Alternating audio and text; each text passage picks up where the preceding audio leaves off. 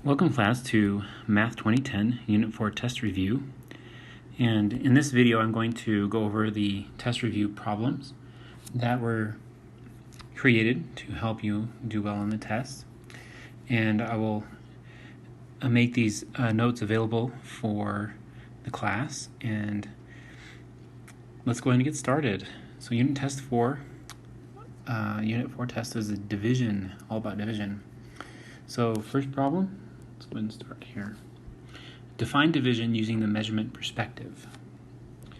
Okay, so the measurement perspective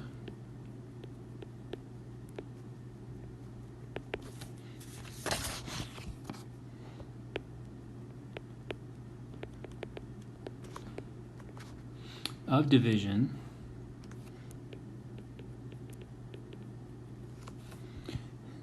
is where I take my total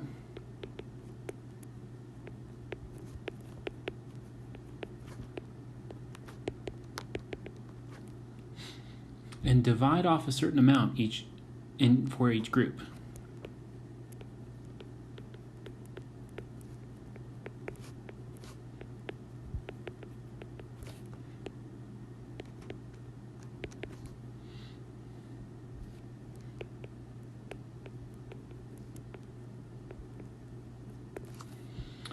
To find the number of groups that I have.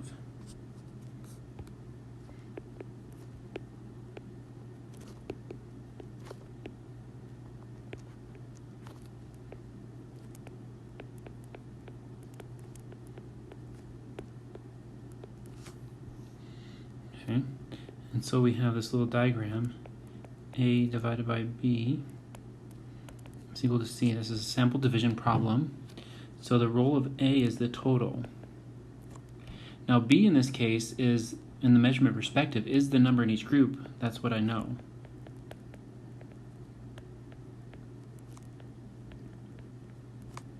And C is going to be the number of groups.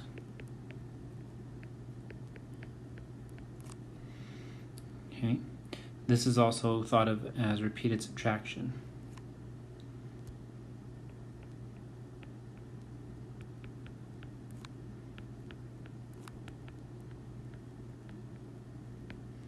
Okay. Now in part B, it says that we want to give a real-life situation that models the measurement division. Okay, so let's think about Donald Duck, if you will. He has 27 candies. He gave 3 candies to each friend.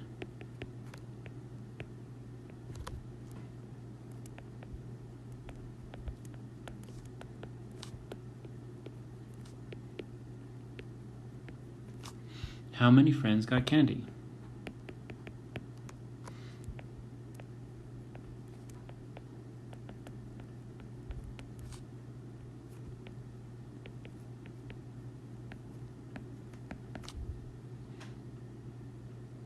Okay, so he has a total and he's taking off groups of 3 each time.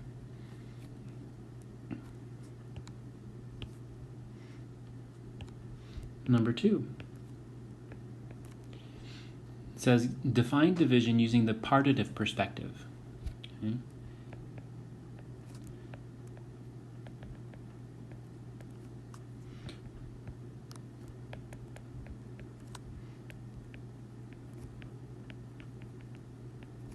So the partitive perspective of division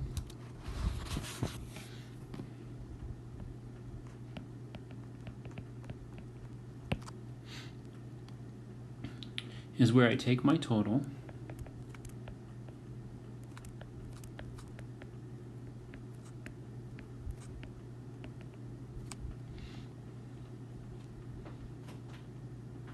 and divide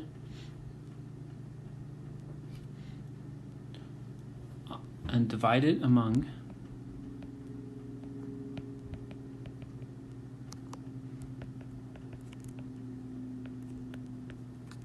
a certain number of groups.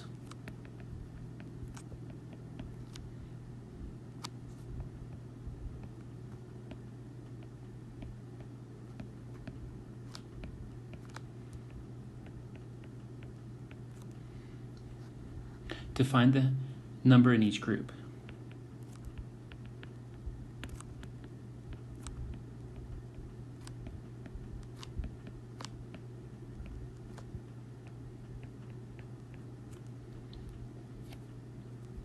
Okay, so let's go ahead and model this with our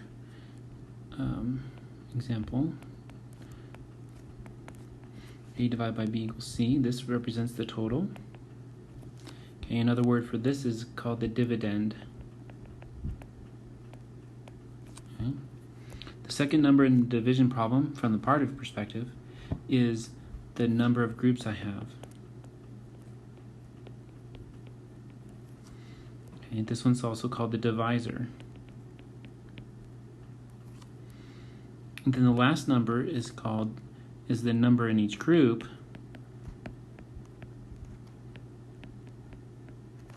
And that's also called the quotient.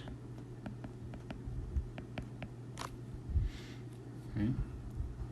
So part of the perspective, I know the total and the number of groups, and I want to find the number in each group. This is also called the dealing.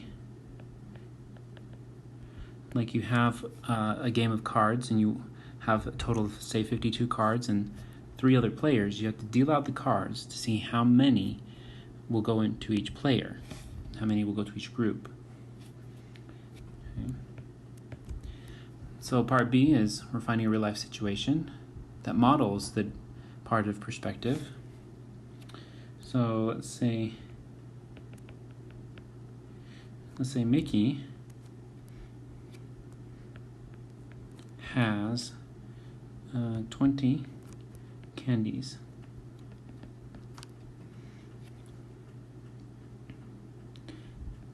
And 4 bags. How many candies can go into each bag? Okay, so we know the number of groups, that's the bags, and we want to see how many go into each group. For number 3, we have give an example of how the division of 2 numbers can be found using the multiplicative inverse. So, for example, 2 numbers dividing 12 divided by 3. Okay, we know that that's equal to 4. But the multiplicative inverse means that we need to think about what 3 times some number to get to 12. Okay, and this is the inverse of multiplication, and that some number is equal to 4. So division can be defined as the multiplicative inverse, or whatever number you multiply by that to get to your answer, the total. So there's one example of that. Number 4. A. Why is division by 0 considered undefined? Okay, division by 0.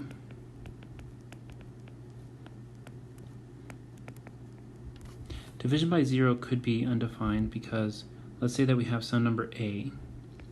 Divide by 0 like that as a fraction, or we can do a divided by 0. Okay, let's say so here's an example of one way to think about it as undefined. Let's say that we have some number a divided by 0, and we actually have it equal to something. Okay, when we use the inverse of multiplication perspective, we know that 0 times something is going to have to equal a, or our total. Or we can think about something times 0 is equal to a. Now a is a number, it could be any number. But when you think about it, we take a look at 0 times some number. And we can't get an answer of a number when we multiply by 0, because all of the products with 0 have 0. All of the problems with 0 times as a factor have 0 as a product. So it's undefined, or there's no solution.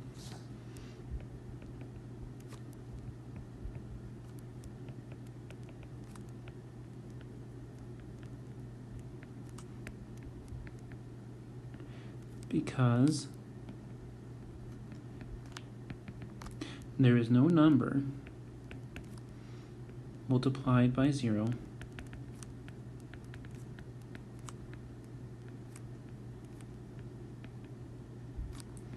to get that can get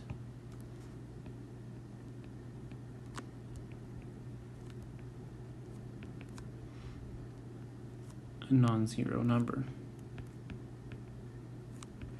or non-zero answer.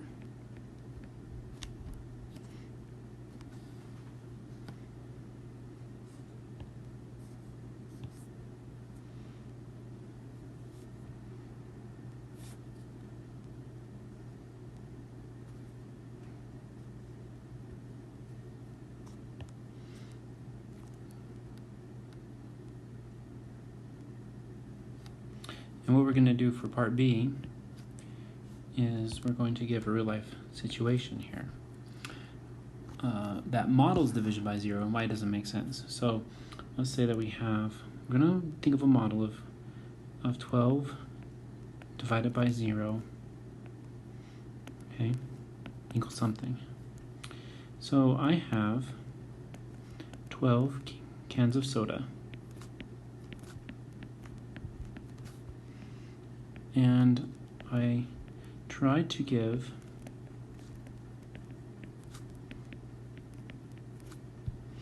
those cans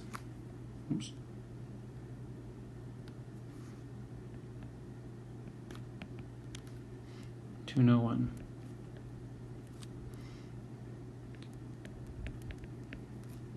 How many cans does each person get? Okay, it doesn't make sense because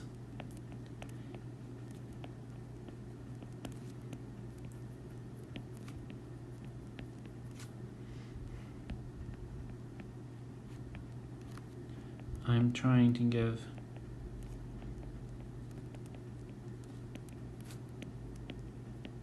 cans to nobody. Okay, so that's kind of why it doesn't make sense. For number 5, we're going to divide 15 divided by 3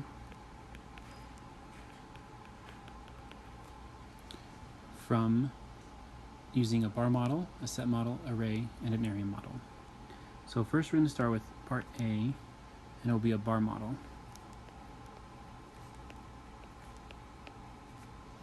Okay. So bar model, we have a bar that represents the total, which is your 15. And we're going to divide into 3 groups, and we want to know how many is in each group. So put a question mark here.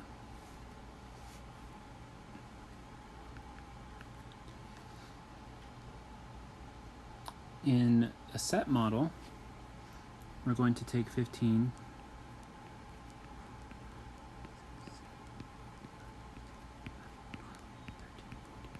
there's 15 circles here, and we're going to put them into groups of 3.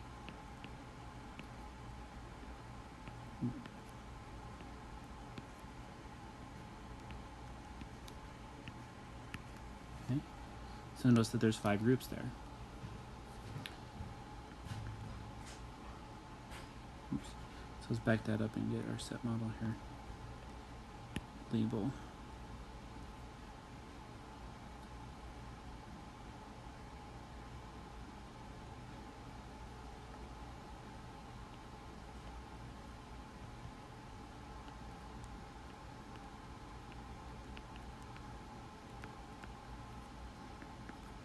Part C has an array.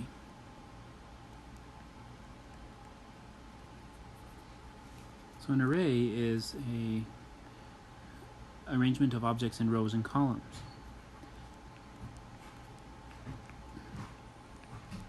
So I'm setting my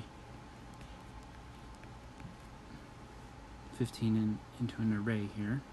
And I can divide those into groups of 5, or divide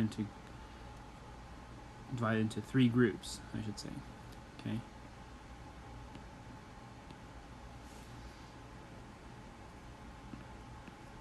And part D is an area model.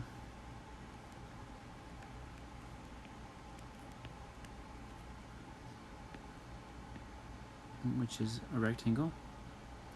The inside has 15 square units, and then 3 will be the short side. And we don't know how big that one is. Okay. So these are our models of division. So you have 15 divided into 3 groups.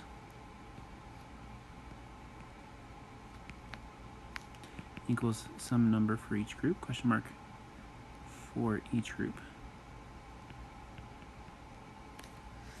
Okay, make that blue since this is kind of like a comment. Okay, the set model, I've modeled 15 objects, divided into groups of 3.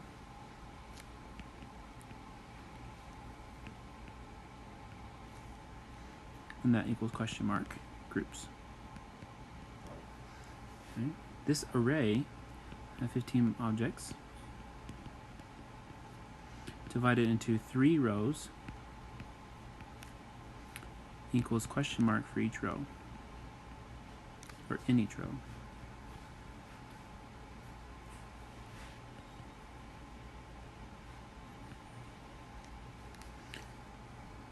This area model, 15 square units area.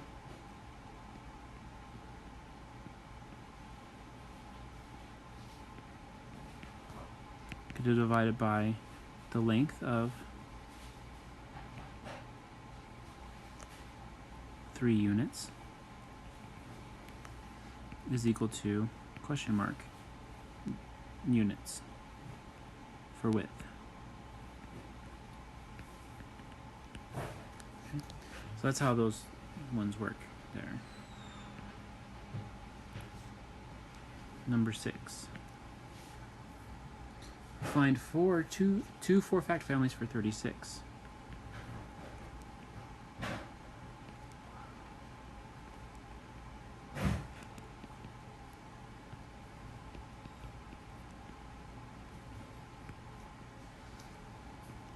Okay, so the first one is where you take find a multiplication fact.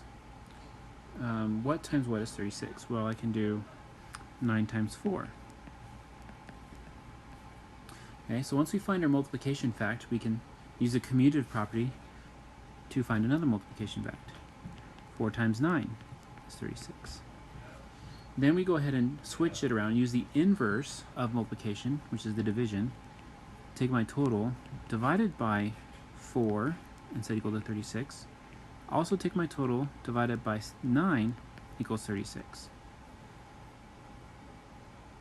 Okay, so that's one 4-fact family. I'm going to use multiplication and division. The second one is, think of another multiplication. 2 times 18 is equal to 36. 18 times 2 is equal to 36, using the commutative property. And I switch it around, use the inverse now. 36 divided by 2 is equal to 18. And 36 divided by 18 is equal to 2. Okay? There's my second 4-fact family. Moving on to number 7, we need to divide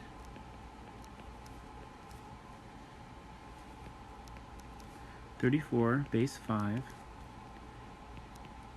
by 5. Okay. Now this 5 doesn't have a base indicator, so it means it's base 10. And we do that using chip model.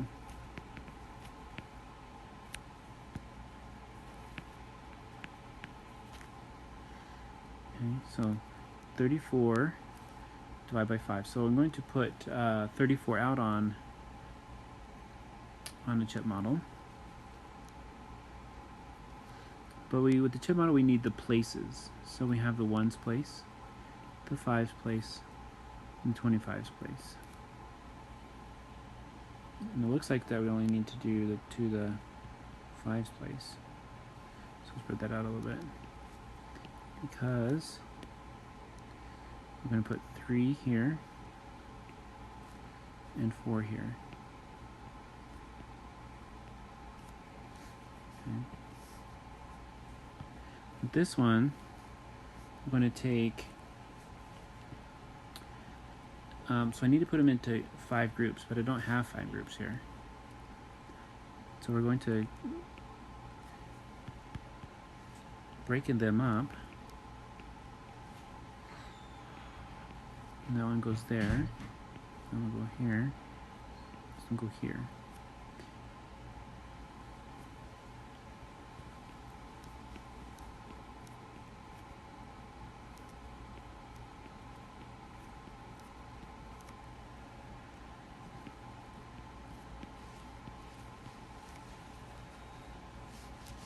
Okay. And now that we can take those 5s, those 3 sets of 5, we're going to divide that by 5, so make 5 groups out of them. 1, 2, 4, 5. And we notice that there are 3 in each group.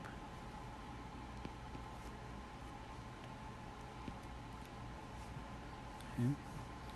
But I do have some that are left over that aren't grouped, and nor is there enough to make a group, 5 groups out of them. So we can make 4 groups total.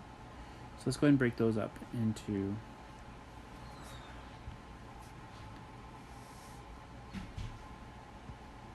here we go.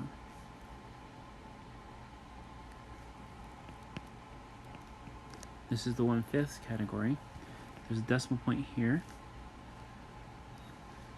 and that decimal will transfer down to here, and we'll go ahead and break them up in red.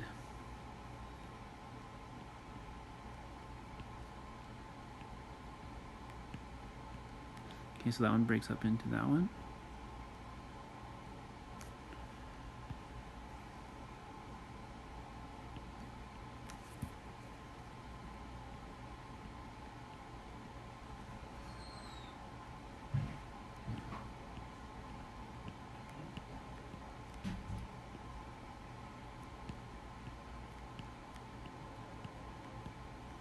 Okay, so now we have all of the 4 ones broken up into sets of 5ths, 5/5, and we're going to go ahead and group those together.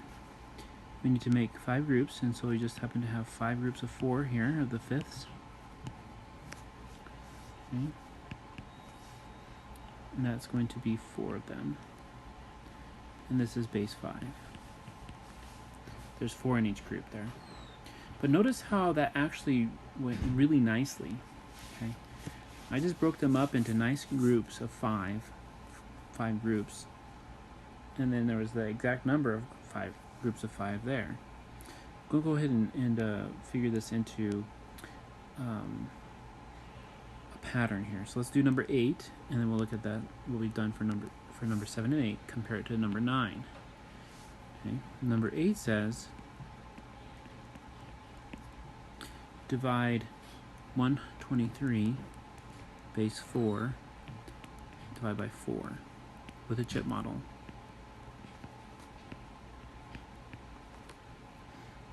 Okay, so again we'll have 3 places here. We'll start with the 4s, the 1s, the 4s, the 16s. So count 3 places there: 16s, 4s, 1s. Now we have all our places, and we're going to model our number. There is 100, one of the 16s, 2 in the 4s, and 3 in the 1s. Okay, 1, 2, 3 base 4.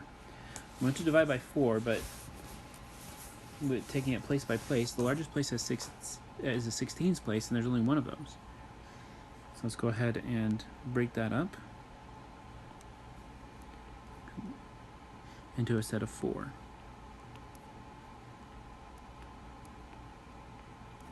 Okay, and there's not enough for 2 in my set of 4 here, so I can just count 1 group of 4, 1 in each of those groups.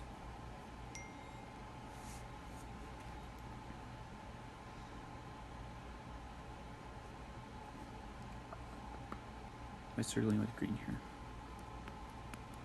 Okay, so there's 1 in those 4 groups. Bring that down to 1 group there.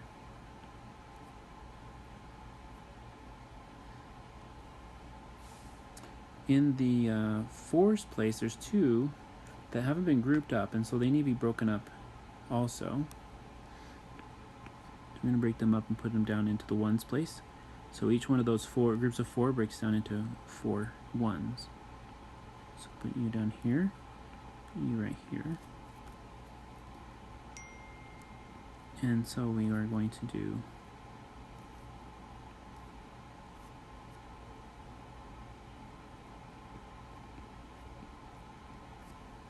groups of 4 like that. Now, there's 3 in the ones place, but we can't really combine them. So we'll just go ahead and, there's only 3 there, so we can't put them into 4 of the groups equally. Okay, so there's 2 in this group now.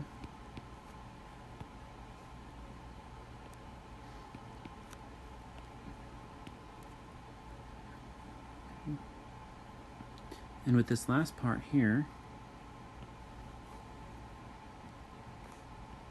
we're going to do the 1/4 group, because I have only 3 here that need to be divided up. So we'll break each of those up into 4 parts as well.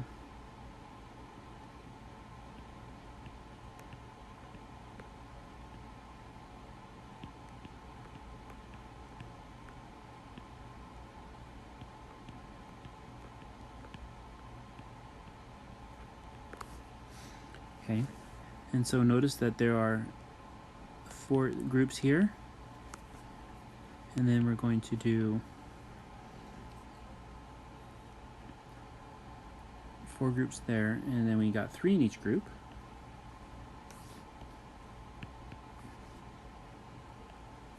Put a 3 here. It looks like we have a decimal here. Okay, so that's base 4. Okay. And so in summary, from 7 and 8, we have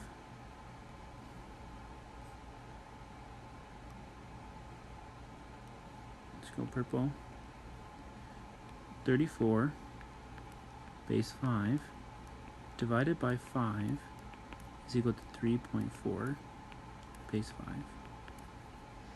Okay, and then with the number 8, we have 123 base 4 divided by 4 is equal to 112.3 base 4.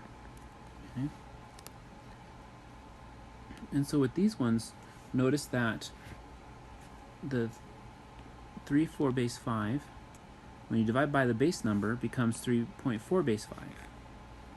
And notice that when you have 123 base 4 divided by the base number, you get 12.3 base 4. Okay? And so that's what number 9 is about. So why is it that you shift each of the digits to the right when you divide by the base number?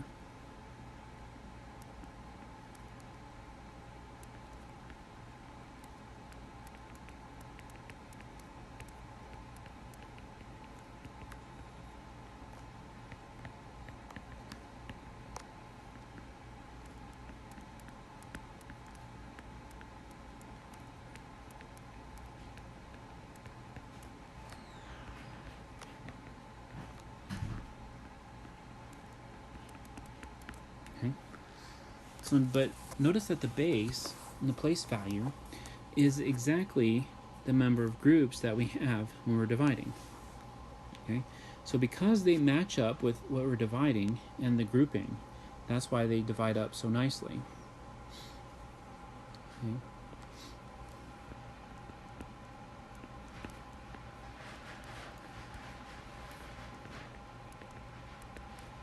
So you notice that the division, or the number of groups in the division problem,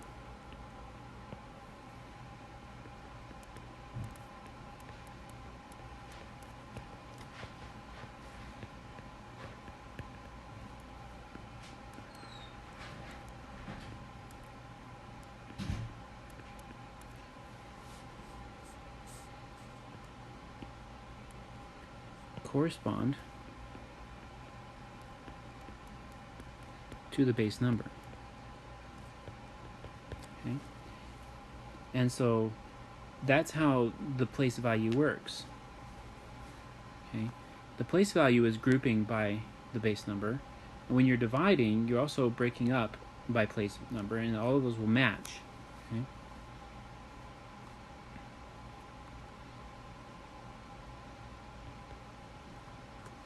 The base number indicates how objects are grouped.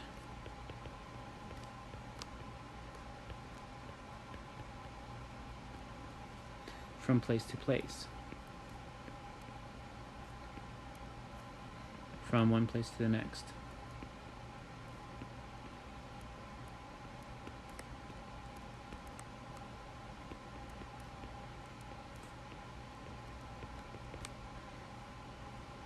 One place to the next, right to left.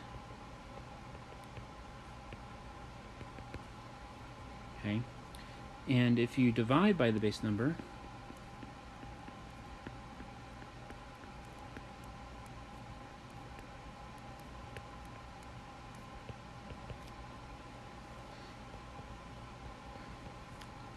you can break up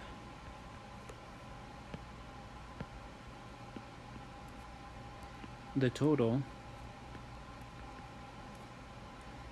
in the opposite.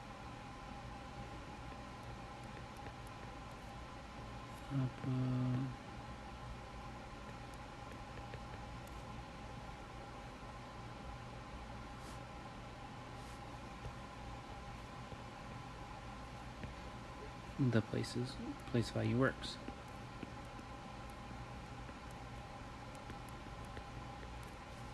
Okay.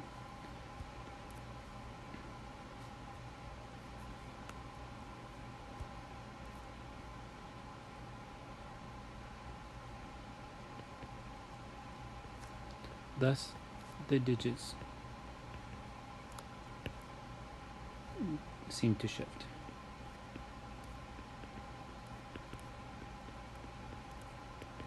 To the right. Okay. For number 10, we're going to use an invented strategy to solve the following division problems. We want to show our work and name any properties of operations you use as you use them. So remember that with these invented and thinking strategies, we're going to show all of our work using a series of equations. Okay, so part A says that we need to think about how to divide 144 divided by 4. Okay, with this one, in the example notes, we do have a way to divide by 4, which is having the half. So first we're going to half the first number. 144 divided by 2 is equal to 72. Okay, and then we're going to continue by dividing by 2 again, having the half. So that's going to, I'm going to make a note here, that's our strategy.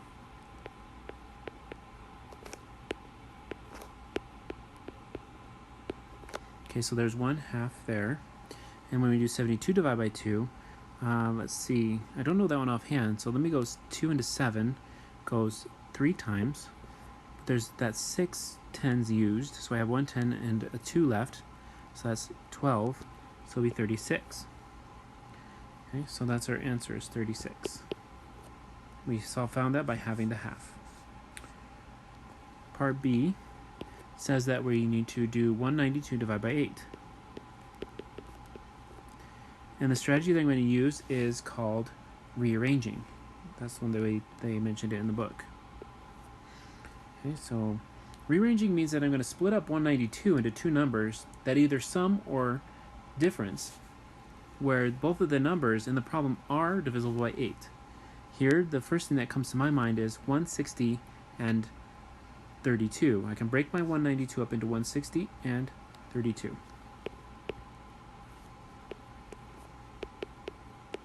And both of them can be divided by 8 in a nice way.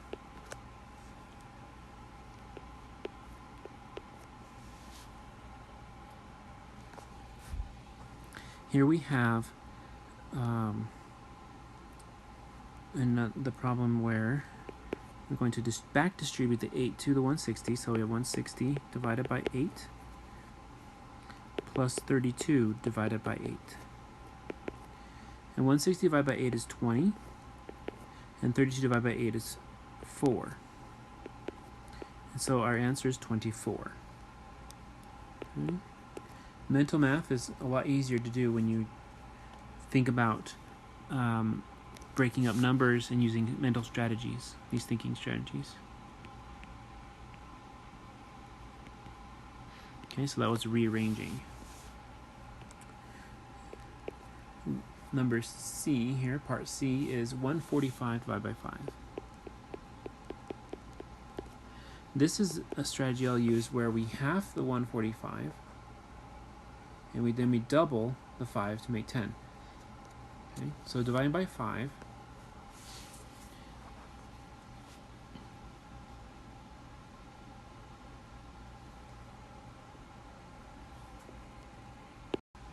okay, I'm sorry, 145 divided by 5 is where we're gonna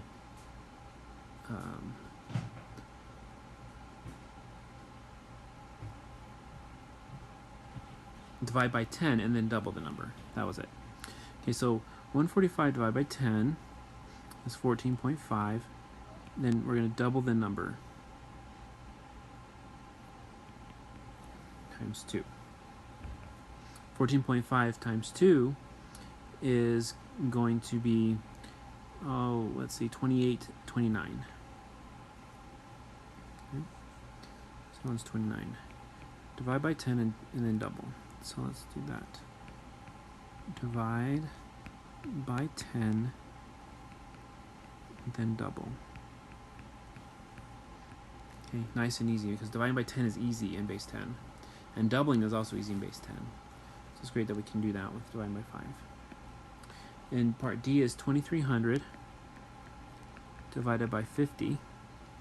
And when we do that, we are going to use compensation here. Now, compensation means that I can multiply or divide either number by the same number. So I'm going to go ahead and multiply both by 2, because dividing by 100 is easy in base 10. So if I multiply by 2, then I will get 4600 divided by 100, which is equal to 46. Okay. So this one was with compensation.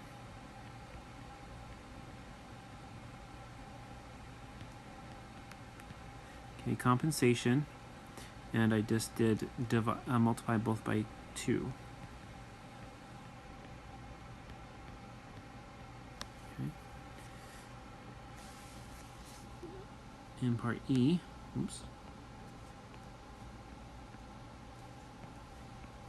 we have 900 divided by 25. When you divide by 25 and use that rule, it's kind of like the divide by 10 then double kind of a thing. But when you're dividing by 25, instead of dividing by 5, you're going to divide by 100 and then quadruple. Okay? Divide by 100, then multiply by 4. So we have 900 divided by 100 becomes 9, and then times that by 4, which is equal to 36. Okay, divide by 100, then multiply by 4. That's the rule for dividing by 25.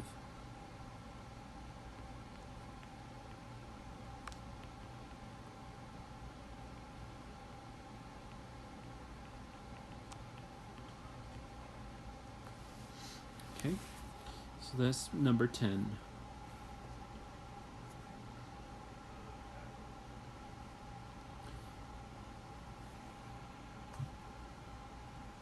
Let's go on to number 11. Number 11 says show a partitive division base 10 block drawing for 540 divided by 4.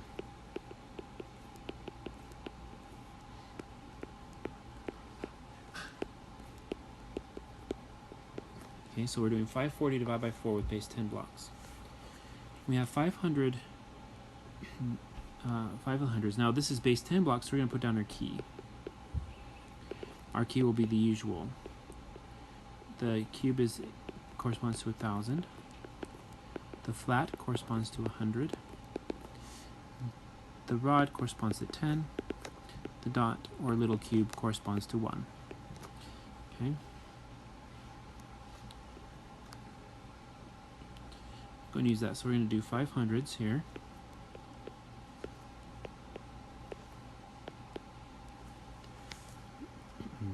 Then four 10s.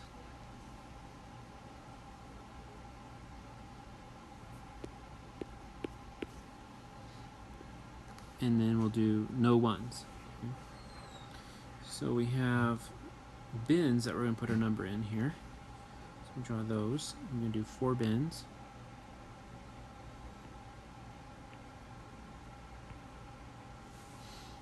Okay. And we can at least put 100 in each of these here. So put that there. That one there. That one there. Oops, I need 500s here. And this one here. Okay, so we have our hundreds in our bins. Okay, now we have 100 here that still needs to be divided into bins. So we're going to cross it out and put 10. I can't put 100 into 4 bins, so I need to break it up into 10 of these rods. 1, 2, 3, 4, 5, 6, 7, 8, 9, 10. Okay, so how many rods do I have total? Well, I have 1, 2, 3, 4, 14 rods. Okay. So I'm going to group those together.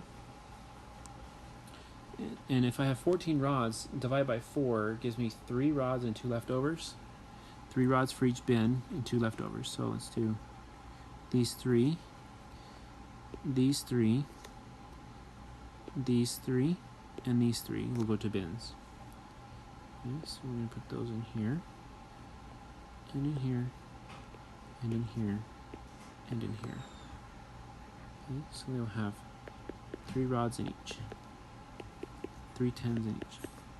Okay, what do we have? We have 2 leftovers, which means that we'll need to divide them up, break them up, because I can't put 2 rods into 4 bins.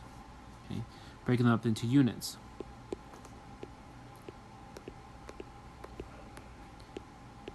So this rod is going to be 10 units, and this rod will also be 10 units. Okay. I have 20 units total, and I need to put them into 4 bins. That means that 5 will go into each bin. So let's do purple. Okay, so one group of 5 here, down to there. This group of 5 here, down to here. This group of 5 here, down to here. This group of 5 here, down to here. Okay, so we have 1, 2, 3, 4, 5 in that one. 2, 3, 5 in that one. 2, 3 in that one. 1, 2, 3, 4, 5 in that one. Okay, so we have 135 in each bin. So therefore, 540 divided by 4 is equal to 135. There's a similar one here for number 12, so we'll go ahead and do that one too now.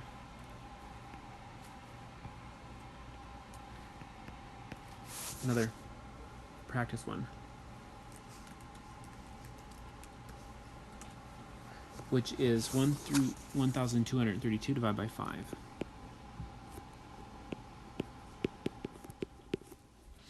Okay, we're going to do that with base 10 blocks. The partitive perspective, again, was that we have the number of groups, but we don't know how many in each group, so that's why we're using bins to show that.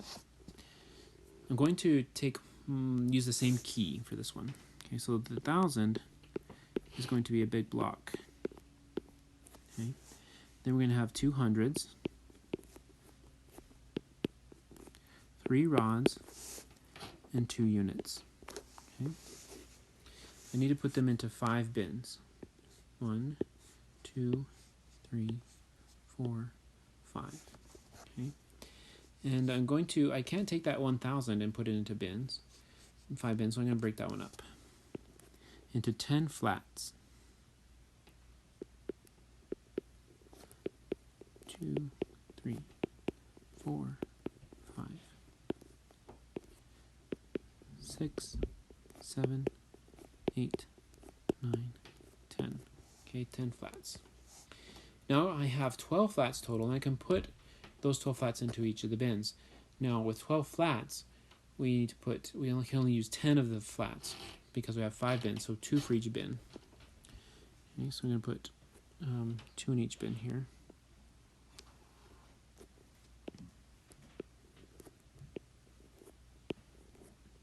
And these are the ones that will go into the bins. Take these ones down here.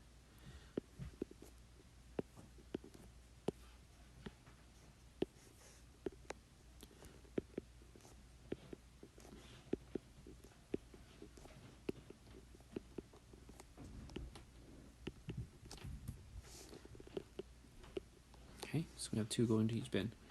Next we have our 2 flats that haven't been put into any bins. So we're going to break those up.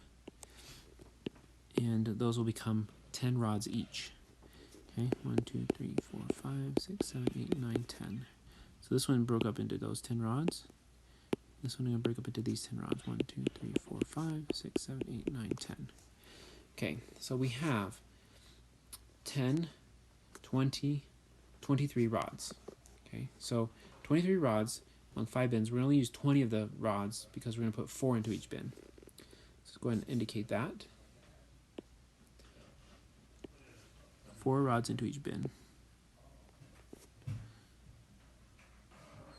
4, 4, 4 here, 4 here. Then these 4 on the sides will go into the last bin. So put you guys right here. And then this will go over here. This one will go here. This one will go here.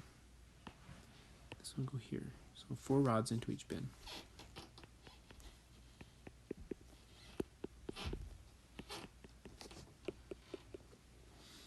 Okay, now we have 3 rods that are left, and we're going to break those ones up into 30 dots each. Okay, so 1, 2, 3, 4, 10 dots each. 5. It's for a total of 30 dots.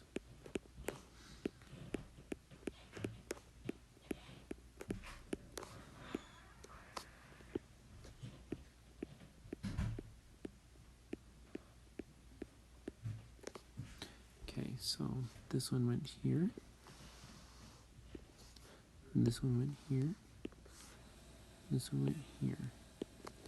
Okay, so we're going to put them into the 5 bins, and we're going to do it by using orange. Okay, so since we have 5 bins, and we have 30 dots, but the 2 more, those will be left over, so we can just use the 30 here. Okay, so they'll have 6 into each bin. Okay, so we're going to do circle these. 6 right here will go into a bin. These 6 here will go into a bin. These 6 here will go into a bin. These 6 here will go into a bin. These 6 here will go into a bin. Okay.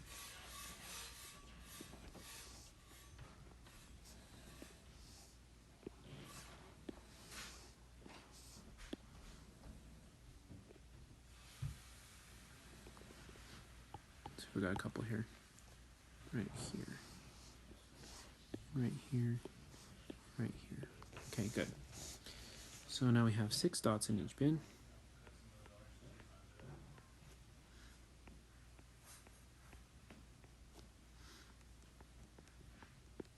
Overflowing bins here, but they'll still work okay. Okay, great. Now what do we do with the 2 leftovers? Well, we're going to put them in each bin. And so I'm going to just make a note that there's going to be 2/5 in each bin because each of those 2 dots can be distributed in parts to each of the bins. Okay, so 2/5 of another one, these other ones.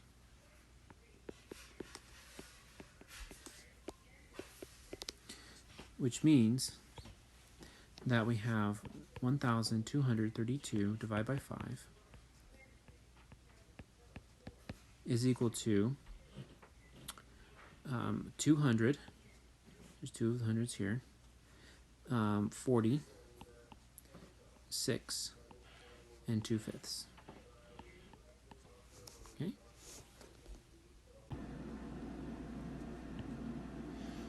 In this video, we're going to do part 13 here for the review, and we're going to look at several ways to divide 561 by 3. So part A, we're going to use the open array method.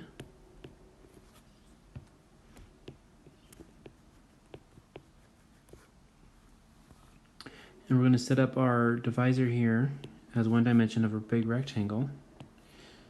And we're not sure how long it will be. Depends on how we split up our 561. Okay. We need to split it up into chunks using chunking method. So let's go ahead and take 300 out. Okay, big chunk of 300. And what happens when I did my 561, subtract off 300, just to keep track of how many I have left. Get 261 left. So how many groups of, okay, so we need to chunk it into nice groups of 3, that are multiples of 3. Let's see, 210 maybe. Let's do 210. Nice big chunk off. And we're going to subtract off from 261, which is my left. Or someone would subtract off 210. 1 and 71. No, sorry, 51. Take off another chunk of 3. Let's try 21. 36.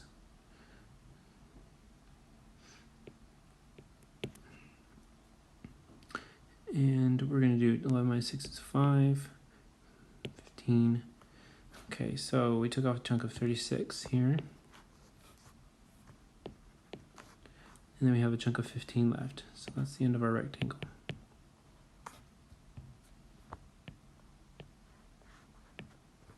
Okay. Now when I chunked it into nice big groups of 3, go ahead and divide them. So this is going to be 100 at that top. This is going to be 70. 3 times 12 was 36. 3 times 5 is 15. So we're going to add all of those up now.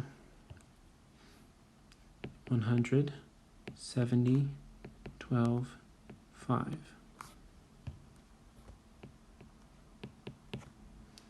And that we get 187. Therefore, 561 divided by 3 is equal to 187.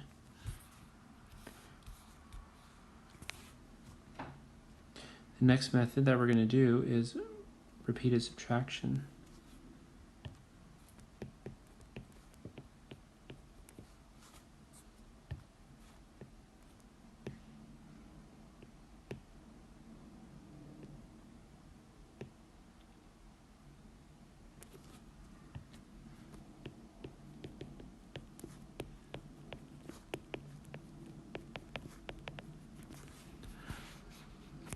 This is also called the Big 7 method to some places. Okay, so we set up it as then the frame of our long division. Okay, so we go 3 into 561. Oops. Then we bring it all the way down here because on this side we're going to have our subtraction, and this side we're going to keep track of our groups. A little bit like the area method. Now we're going to chunk again 561 to nice big numbers. So we can take off a 300. That was 100 groups of 3. Let's take off another 210. We know that was 70 groups of 3. Let's take off 27. Now we know that that was 9 groups of 3. I'm going to keep the ones in this column lined up. So I'm going to add them later. 11 minus 7 is 4. 4 minus 2 is 2. And let's see, we can subtract off 24 now because we know that that's 8 groups of 3. So we're going to add these together. 170 makes 170, 179, plus 8 is 187. So therefore, from this method, we know that 561 divided by 3 is equal to 187. Okay, that's repeated subtraction. I repeatedly subtract numbers off, chunks of multiples of 3. The next one is going to be explicit trade.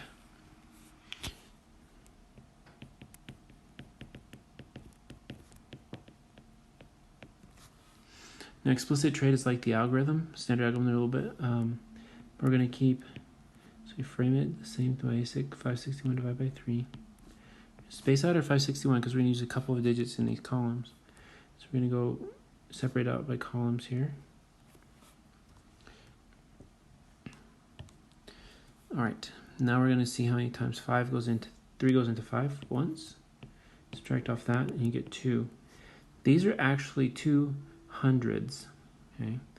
Now that's my leftover amount. I have 2 hundreds left over, and I'm going to put that with my 6 tens. So when I do that, I have to break up the 2 hundreds into 20 tens. Okay, so we're going to add that there. So my 2 hundreds became 20 tens. I'm going to do 6 and 20, makes 26. Now I'm thinking about 3 into 26. Now 26 divided by 3 is 8 and a little bit. So you know at least it goes in 8 times here. I'm going to use up 24 of my tens with those 3 times 8 tens. I have 2 tens left over. Now those 2 tens I'm going to break up and trade for 21s.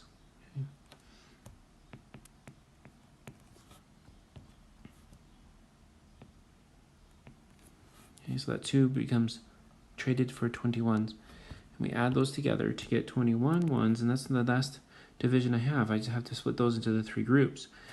Now we have 7 in each group. Okay. And there's no remainder there, so we're all done. Through explicit trade, I know that 561 by 3 is equal to 187. Okay. There's one more way that we need to divide this. We need to practice our standard division.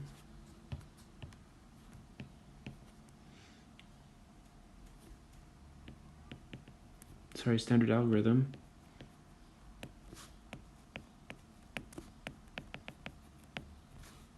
With place value language. That means I'm going to write out all of the steps.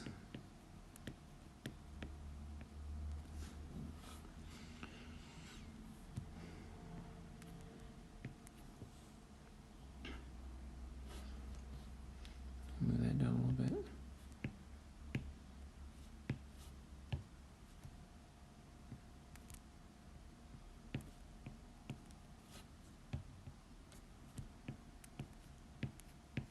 Okay. Now the first thing we did, kind of like in the explicit trade method, is that we knew that there was 500 groups. I can put 1 into each group. Okay. So step number 1. We take 500s and put 100 into each group.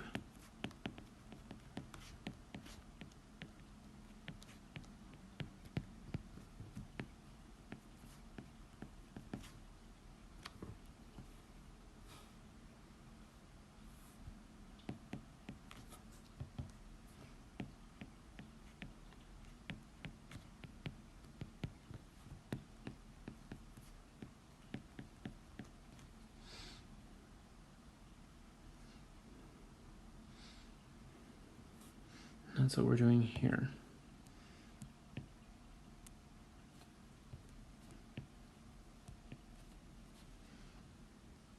Now once we've done that, we're gonna see how many are actually used. I'm gonna give some room here.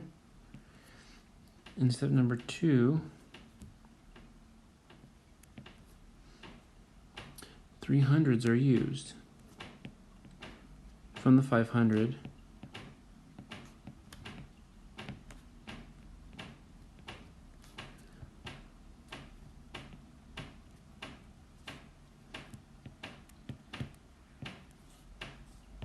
That was this part right here.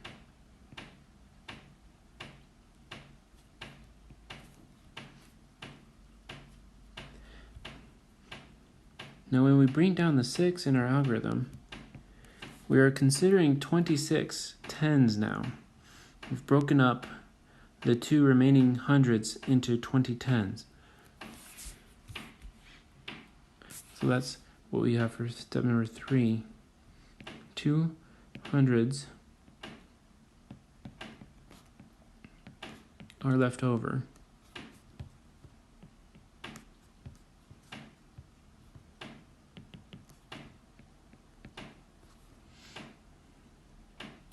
We break them up into 2010s.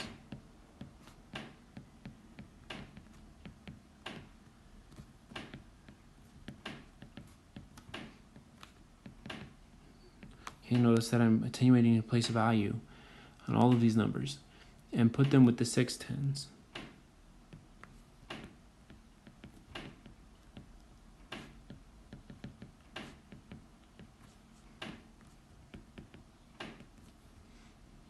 From the 561 to have 26 tens.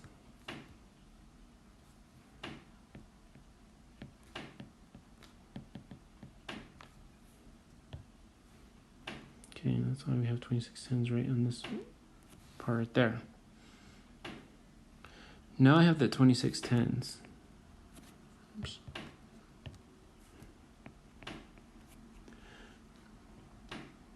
We take the 26 tens and put 8 tens into each group. So you divide them amongst the groups again.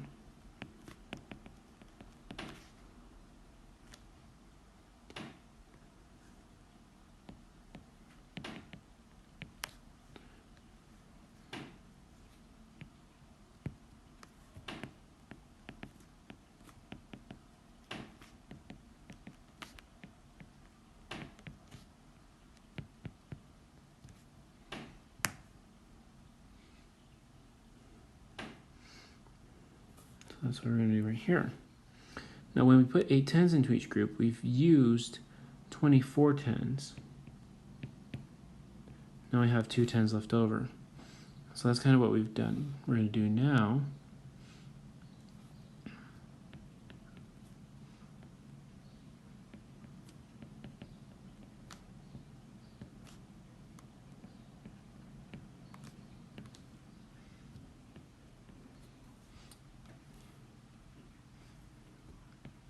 So 2 tens are left over.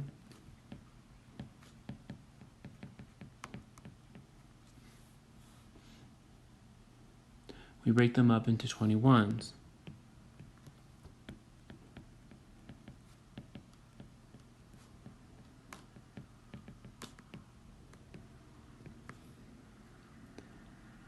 And put them with the 1, 1,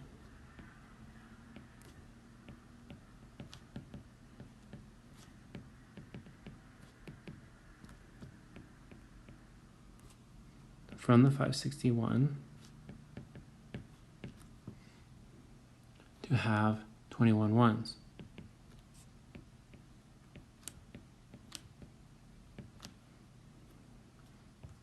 Okay, so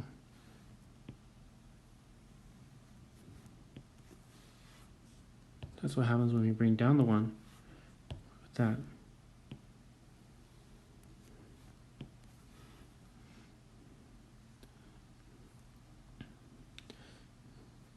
Okay, step number 7. I'm going to start here because we're going to divide the 21 ones and put 7 into each group.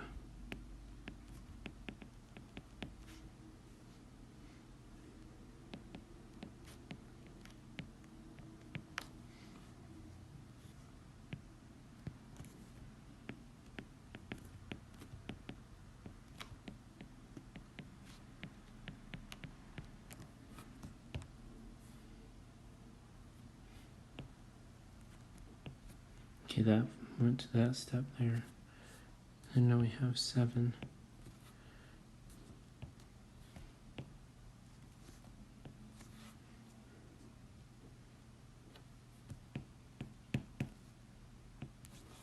So 21 ones are used. So step number 8.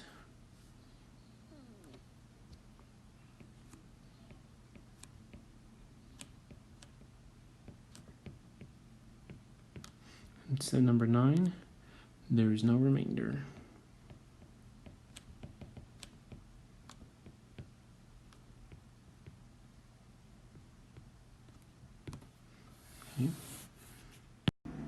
For number 14, we're going to go and divide 5,544 divided by 12 using the standard algorithm and thought bubbles.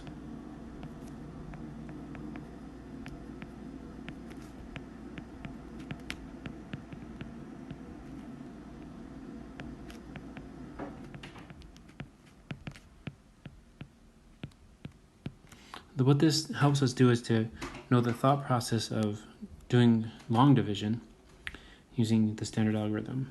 So we'll set it up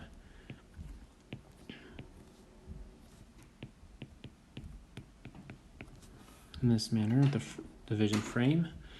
And we have, we're taking 12 and we're going to see if it goes into 55 or 55 tens, hundreds, 55 hundreds. But 12 into 55. We can think about 12 being like 10 and 50 being about 50. So it could be 55 being about 50. So it could be like maybe 4 or 5 times. Okay. So we're going to put this as 4. And here's our thought bubble.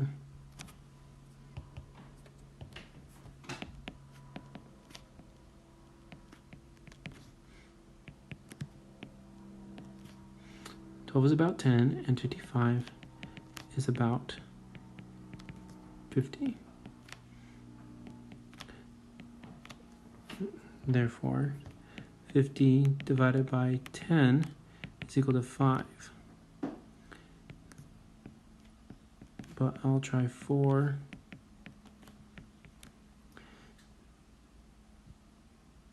because of the estimation.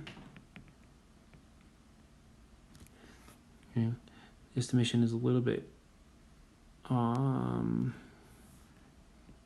crazy. Okay, so there's that. And I also know that 4 times 12 is 48. So we're going to try and do 5, 15 minus 8, 7. Okay, now I need to check to see if this 7 is less than the 12, and it is. That means I can't take any more groups of 12 out of that.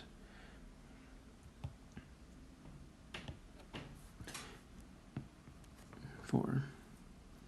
Now since 12 is about 10 and 74 is about 70, okay, the similar types of thought bubbles are going to happen with this one. Let's get a color here. 12 is about 10, and 74 is about 70.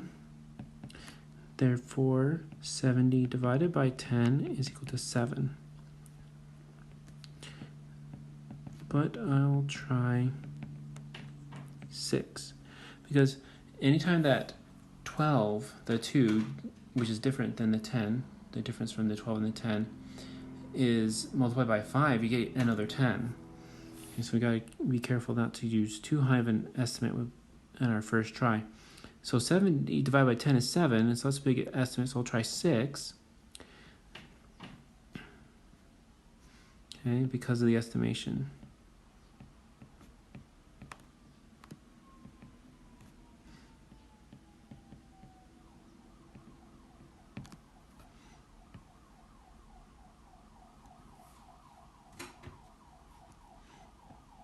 Total times 6 is 72.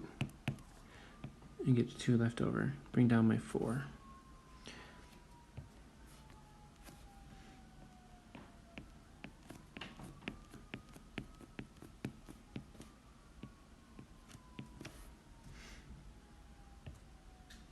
And I know that there are 2 12s in 24.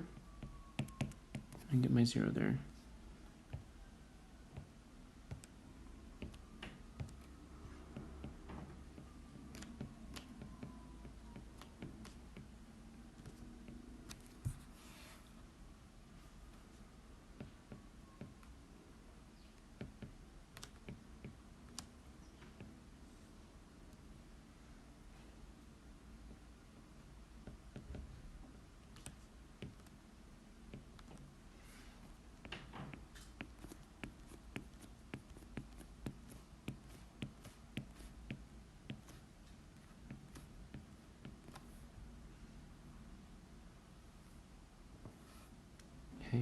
So that's how we do it with thought bubbles. For number 15, we want to divide 3.92 or 392 hundredths by 1.4 or 1 4/10. And we're going to do this in several steps. First, we're going to estimate the size of the quotient. Okay. Now, 3.92 is approximately equal to 4, and 1.4 we can approximate to 1, or 1.5. Let's just go to 1, and we know that our approximation is a little bit low, or a little bit too high because we're going to divide. So 4 divided by 1 is equal to 4. Therefore, our estimate will be a little bit less than 4, because I took my 1.4 and rounded it down to 1. So that 0.4 is going to actually combine with get higher as groups get higher. Okay, part B is we're going to find the quotient. So we'll actually do the division here. And we're going to do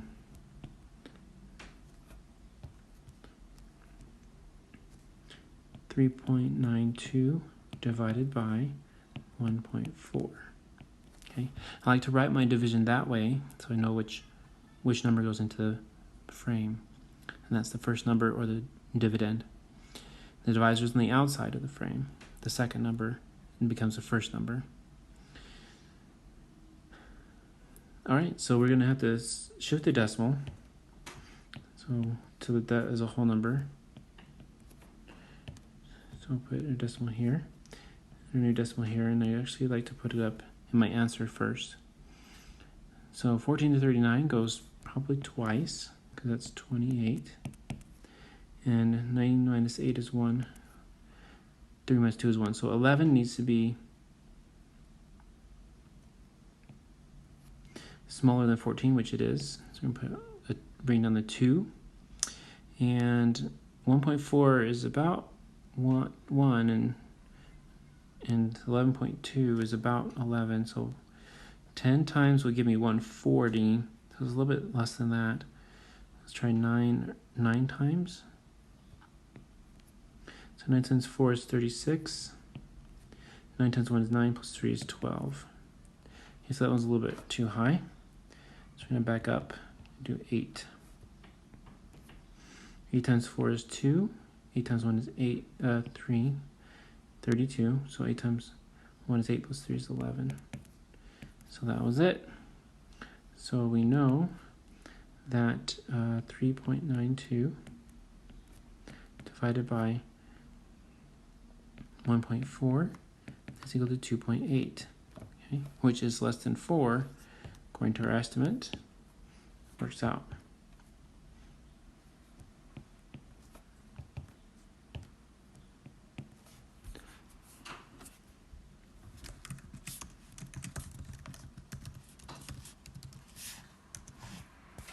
Part C has us explain how our estimate helped place the decimal point correctly, but I want to just verify that our answer makes sense.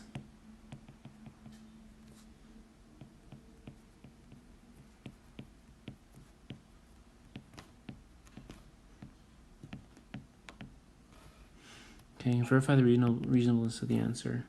So we estimated the quotient to be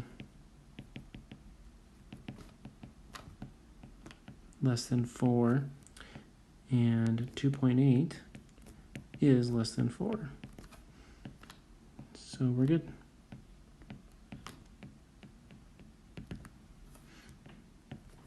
Part D says us to state the standard algorithm for this problem. Well, what we're doing in this one is we talk about how we did the standard algorithm. So in this case, we moved the decimal, or shifted the decimal, in the divisor one place to the right.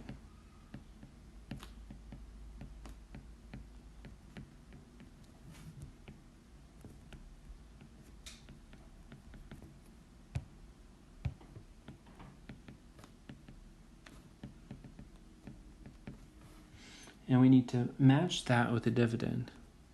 So we match the movement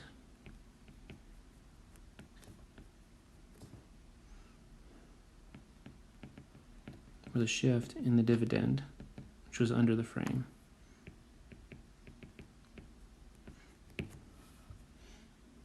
And then we divided like normal.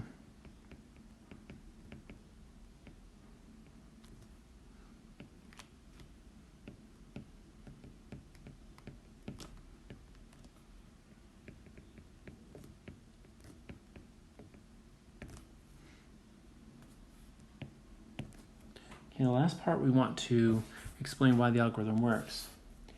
So when we take our 3.92 and divide that by 1.4, we are essentially using the fraction notation can help us know why it works, why we do the decimal shifting and so on.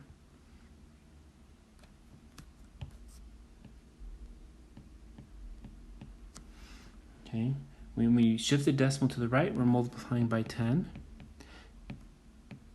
And I'm going to multiply the denominator by 10, but once I've done that, I need to copy that to the numerator. So that's why the decimal shifted in the dividend inside the frame by 10 as well. And we know that that's equal to, and that's equal to 339.2 divided by 14, which we found out was equal to 2.8.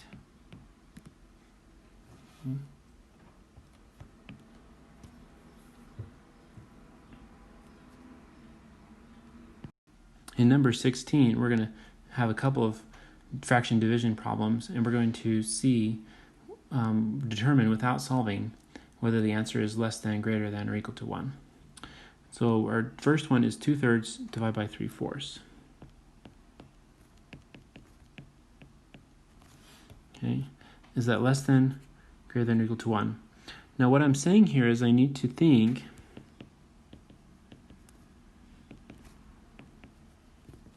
can I divide off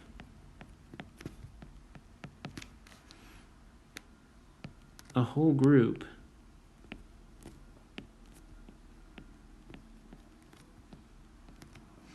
of 3/4 from 2/3? Okay, if I can, and there's some left over, then that means that the quotient is greater than 1. If I cannot, that means the quotient is less than 1. Okay, and how can I compare the 2/3 and 3/4? We can use a common denominator to help us.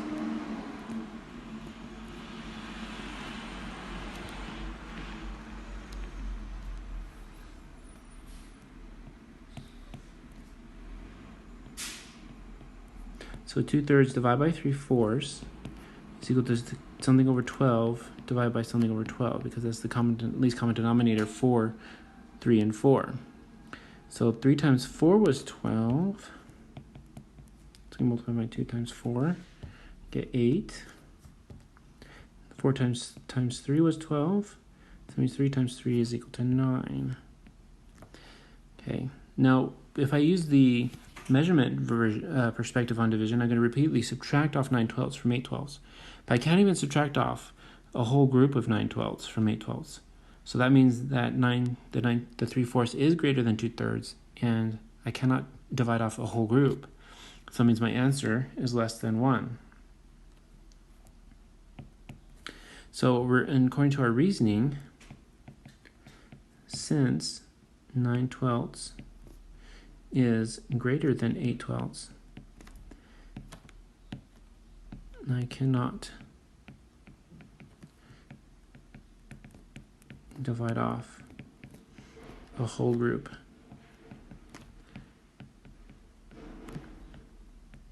of 3/4 from 2/3. Therefore, the answer is less than 1.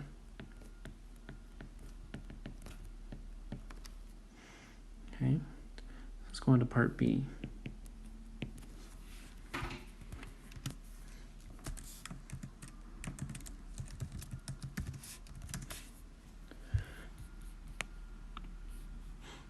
So part B says 7/10 divided by 2/5.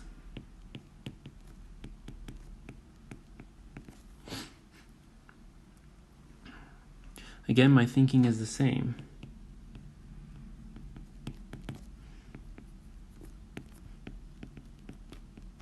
Can I divide off?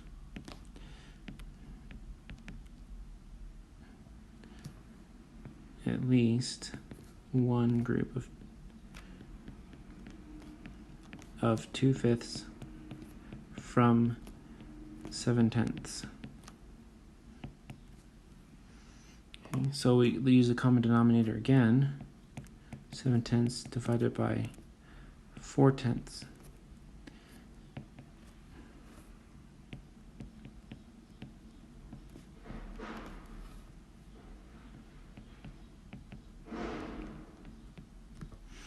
And that means, yes, I can, since 7/10 is greater than 4/10, I can divide off a whole group of 4/10. Oops. Let's use those numbers that we used from before.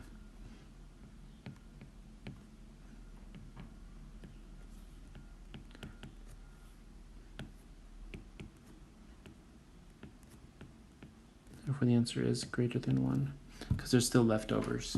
I still have 3/10 left over. Okay, let's do number 17.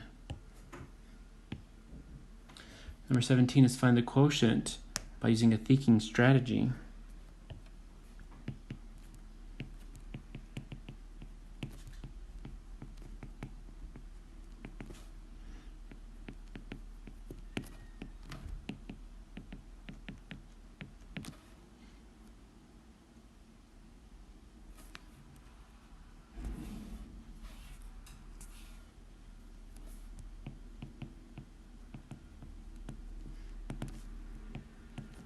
Now, part A is 2/5 divided by 3/10.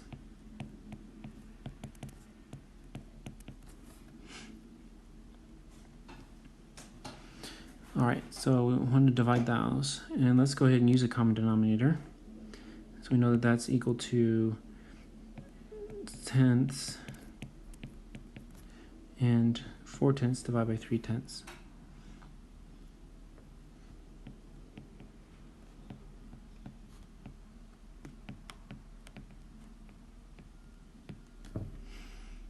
Okay, so I have 4/10 divided by 3/10, then my quotient is going to be 4/3. Okay.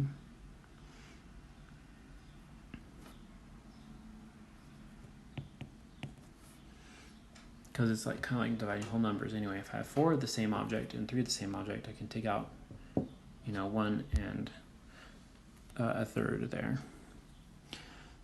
Part B is 1/4 divided by 1/12. Okay, so because I know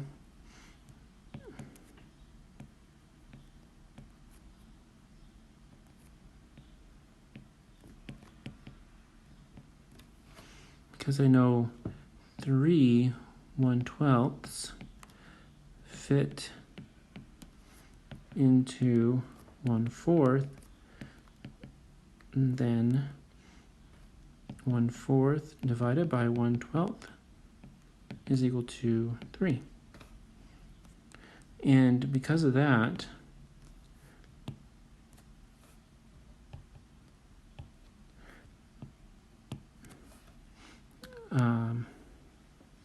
it's using the inverse multiplicative inverse idea for the thinking strategy.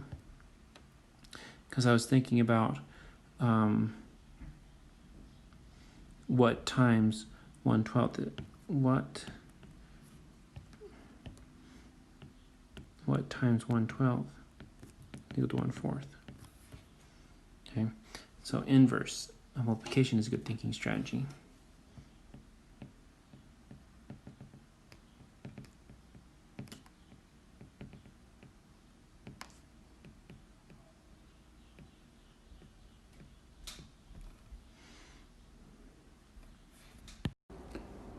Here's number 18, where we need to diagram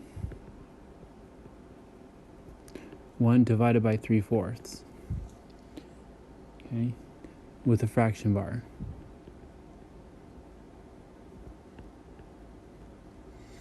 Okay, so we have our 1. A bit too long here. Let's try and get this. There we go. It's our 1. And I'm going to diagram 3/4 so I can reference it and point out groups of 3/4.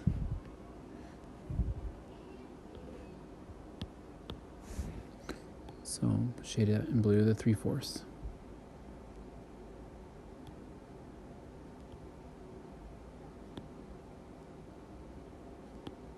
Oops, not that one. Now the 3/4 is going to end right here. So we have one group of 3/4 right there.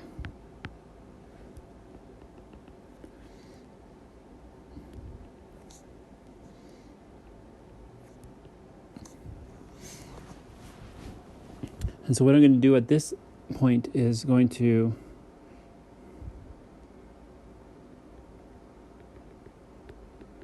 put on, we have our second group of 3/4, and we need to put on another set of 3/4 like that, okay?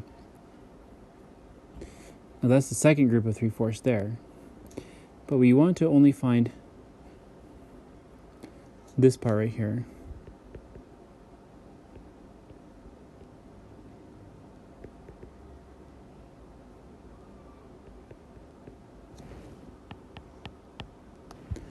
How much is this last 1/4 of the group of 3/4? Okay. That one right there is saying.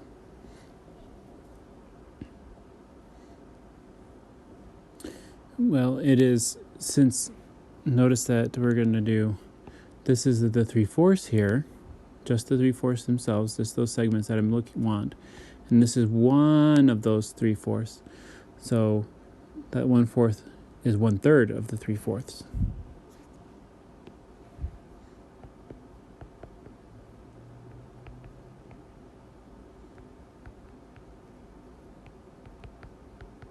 Okay, so it's 1/3 of the group of 3/4. Therefore, 1 divided by 3/4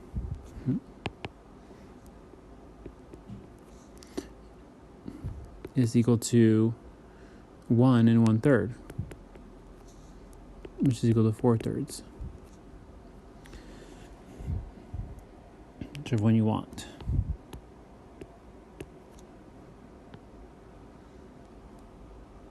Now the second part, that's A. The second part is I'm going to use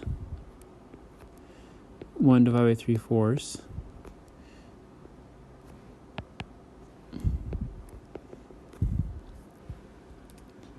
to determine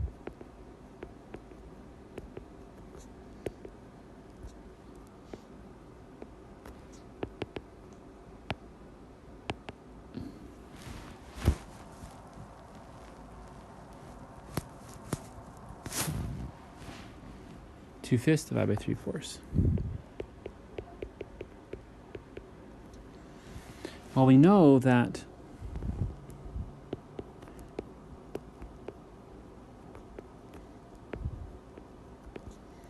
two-fifths divided by 3/4 is equal to 2/5 of 1 divided by 3/4.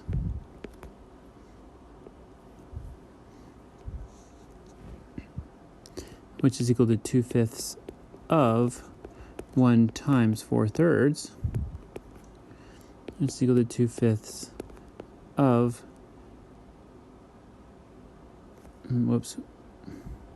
one. Well, we know that, yeah, so we 1 times 4/3, 2/5 of 4/3, which is equal to 2/5 times 4/3, which we know is equal to 8/15. Okay, this is the key. Since we know 1 divided by 3/4, then 2/5 divided by 3/4 is 2/5 of that quotient there. And so moving on to number 19,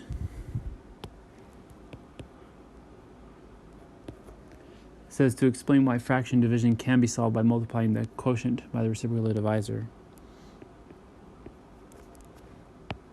In other words, we want to explain why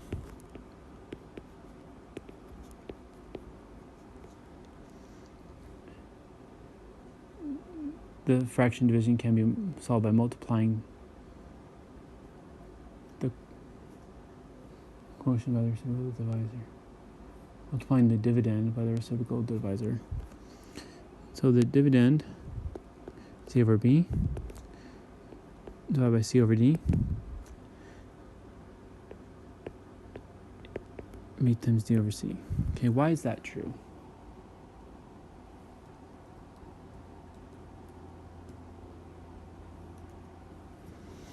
Okay, well, we know this is the short way, and it would be sufficient for this problem on the test.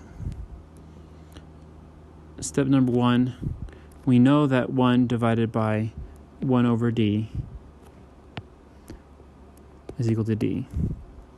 We know, step number 2, we know that 1 divided by C over D is equal to D over C. Okay. There are more groups. The unit fraction is grouped together, groups of C. So that means that you have to divide the answer by groups of C. Let's write that down here.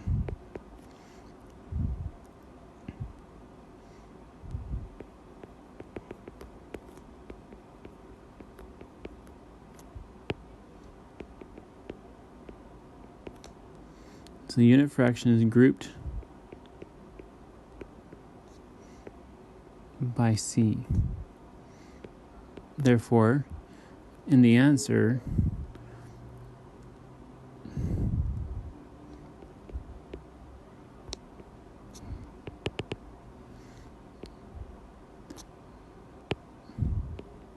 or the quotient,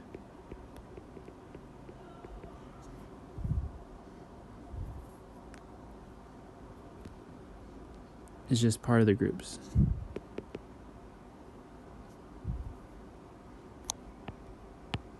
The quotient has C parts now.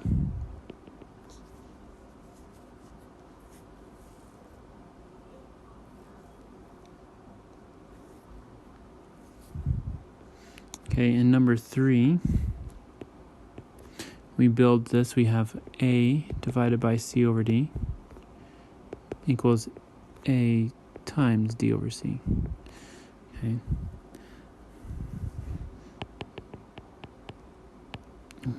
Let's do this and say that that equals A of 1 divided by C over D. So A groups of 1 over C. A groups. So we're grouping that together. So let's put these guys over here a little bit.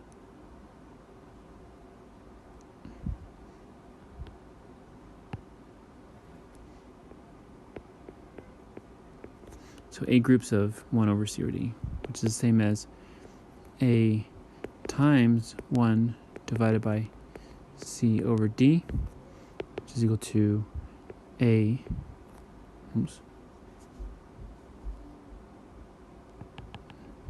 we know that 1 divided by C over D was 1 times D over C. Okay, that means we have A times D over C. Because 1 times D over C is just itself. Okay.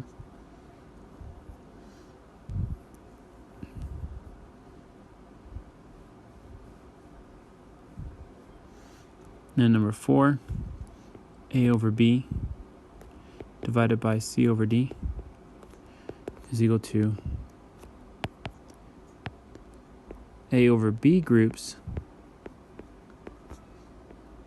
of 1 divided by c over d, which is equal to a over b times 1 times d over c, which is equal to a over b times d over c.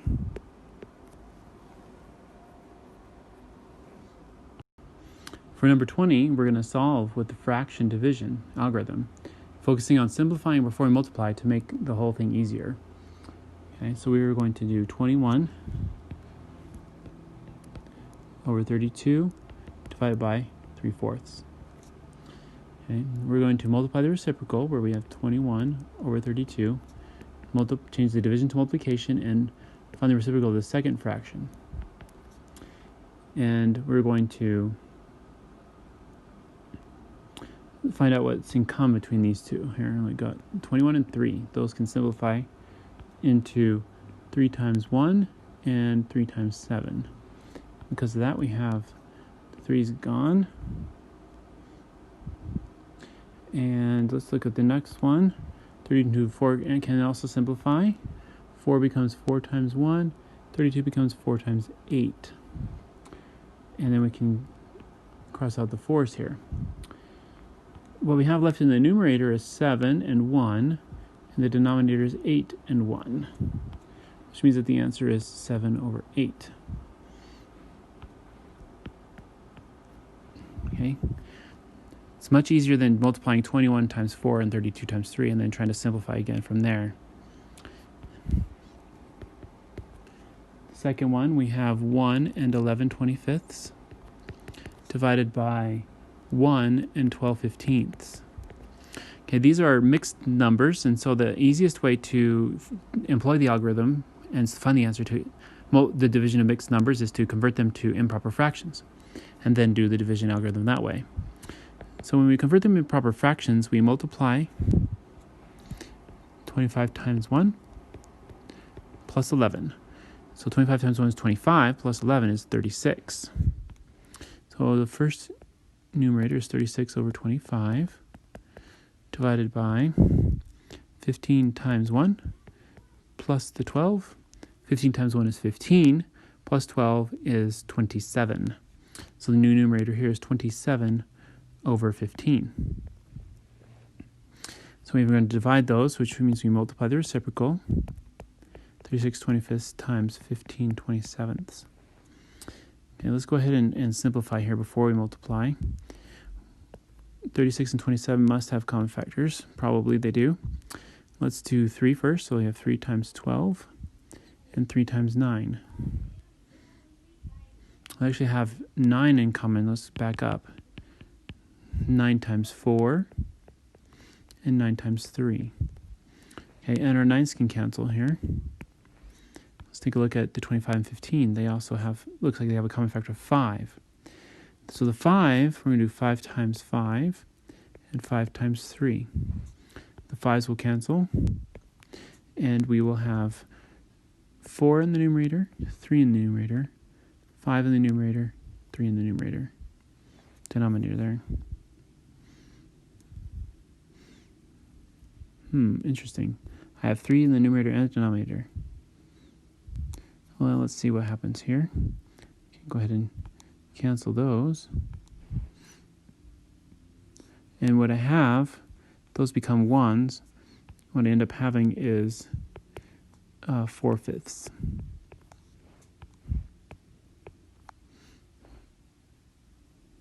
Because those are 1s now.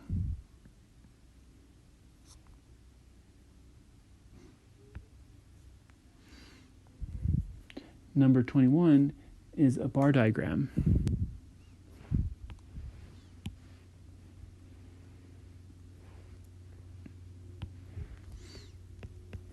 We're going to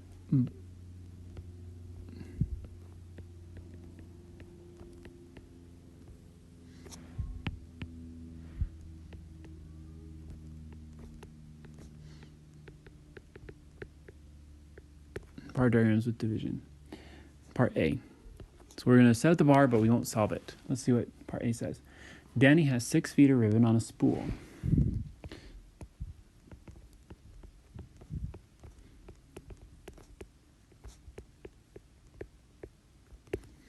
To make bows. If one bow takes 3/4 of a foot of ribbon,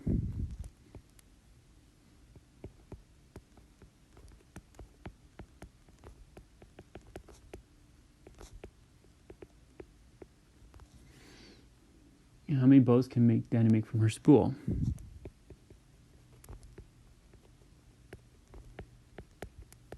Okay, so there's a summary of the problem. So we're going to diagram her entire 6 feet here.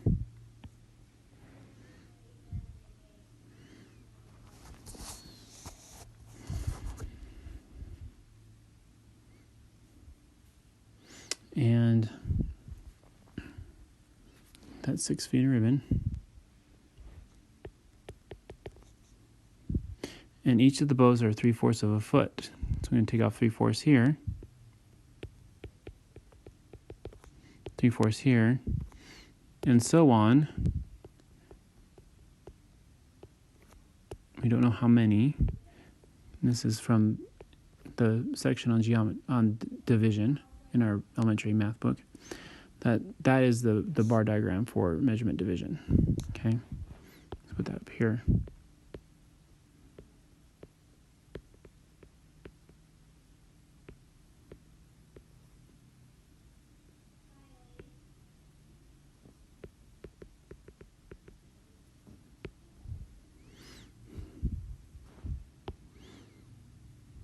Okay, and that's our question mark right here.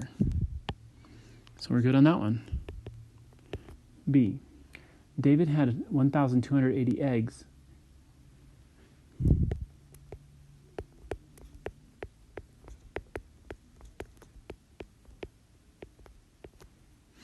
He sold 3/5 on Friday and 1/4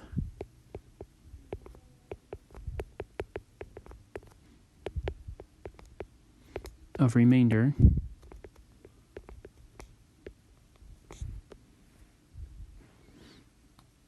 on Saturday.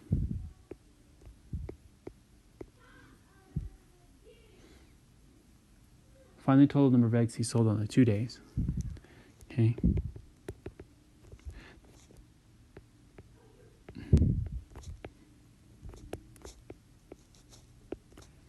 Okay. So that's where we're going to put our question mark. So we have a nice long bar for all of our eggs.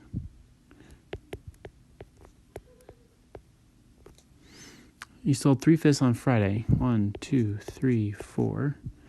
Let's back that up. Make it a little bit bigger. 1, 2, 3. That's too big. 1, 2, 3, 4. Perfect. He sold 3/5 on Friday, so we'll do blue 3/5.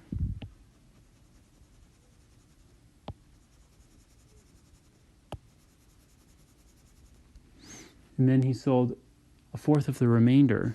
So when we do remainders, we usually draw a different bar.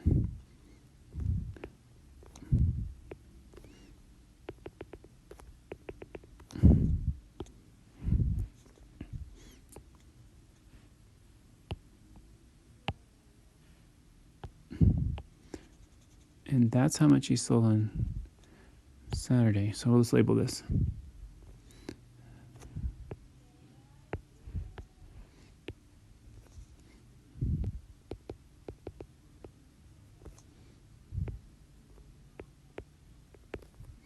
How much did he sell the both 2 days? So we're going to do a bar like this or a brace like that. That's our question mark there. Okay, so that's how those are handled. For number 22, we need to analyze the student's work and identify their errors. Then we also want to show the correct method of how to do the problem. So the first one, we have 3/4 divided by 5/6. And the student said that it was 4/3 times 5/6. So is that true?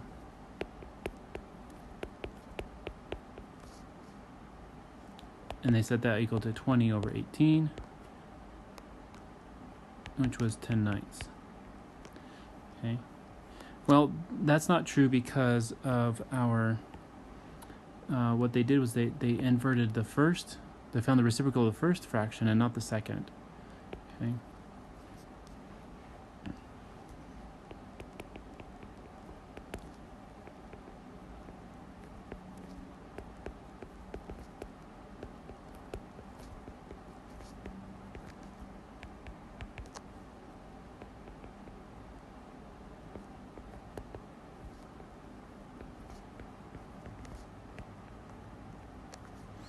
Okay, and so when the correct way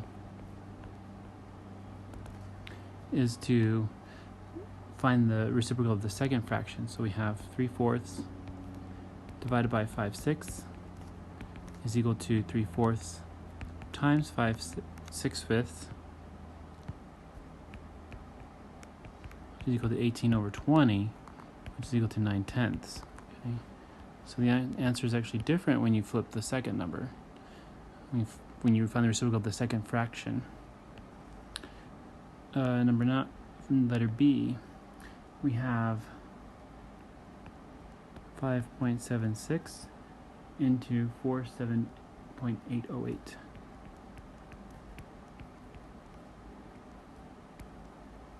What the student did here on this one was they had moved this one twice, which is good, and then they moved this one once up here and then up here once. So they might have thought that was twice enough, but it actually wasn't. And then they did 0.83, 608, 1728, and they got 0 after that. Okay. So what you do is when you have to shift the decimal in the divisor 2 places to the right, and then you shift the decimal 2 places to the right in the dividend. You have to match it. Okay. So the error was that the student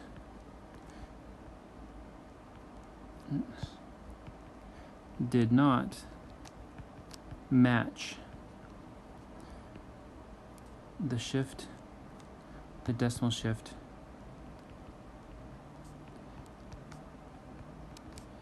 in the dividend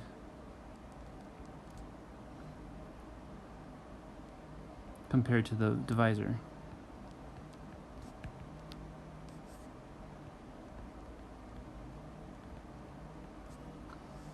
Okay. And then the correct way is to go 5.76 into 47.808. And we'll shift twice, shift to the right twice, and then shift to the right twice as well. Then bring it up here. This will still go in 8 times here. 4608, 1728, and that will still go in 3 times there. Okay, so the answer is actually 8.3 instead of 0.83.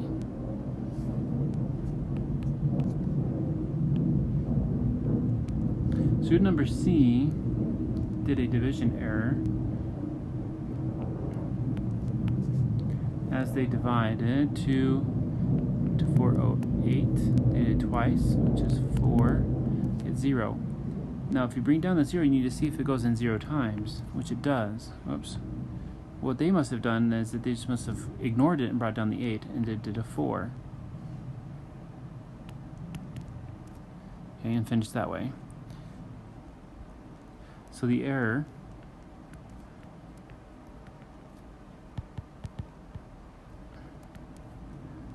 the student ignored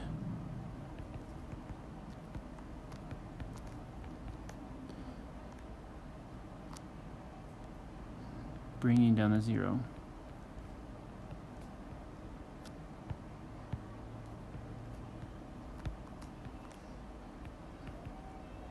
The 0 tens.